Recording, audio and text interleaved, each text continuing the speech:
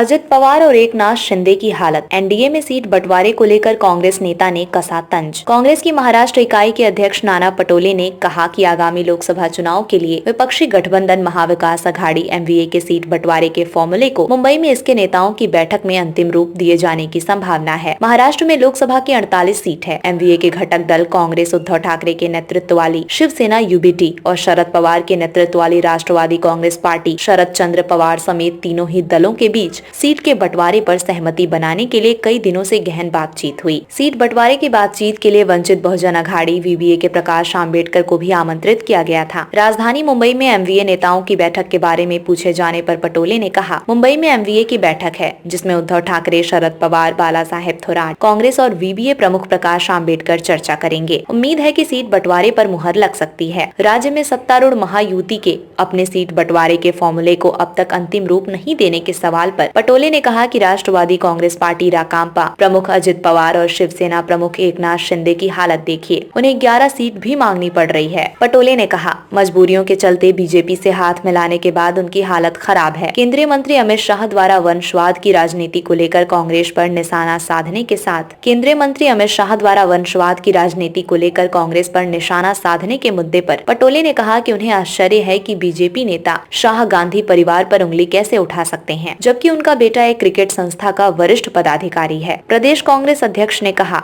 राहुल गांधी के परिवार के सदस्यों ने प्रधानमंत्री के रूप में देश की सेवा की है। वो घर पर नहीं बैठते बल्कि लोगों के पास जाकर उनके मुद्दों को समझते हैं। उन्होंने बीजेपी के लोगों ने क्या किया है। उन्होंने कहा कि लोगों को ये समझना होगा कि केवल गांधी परिवार ही देश को आगे ले जा सकता है और ये काम अनुभवहीन लोगों का नहीं है। पटोले ने कहा कि कांग्रेस के लिए जनता के मुद्दे महत्वपूर्ण हैं। पटोले ने कहा, आज गरीब, किसान और युवा परेशान हैं और कांग्रेस उन्हें मुख्य धारा में लाने की चिंता कर रही है। अमित शाह, प्रधानमंत्री मोदी जी या बीजेपी क्या कह रहे हैं उससे हमारा कोई लेना देना नहीं है। जनता अब इनके झूठ को समझ गई है।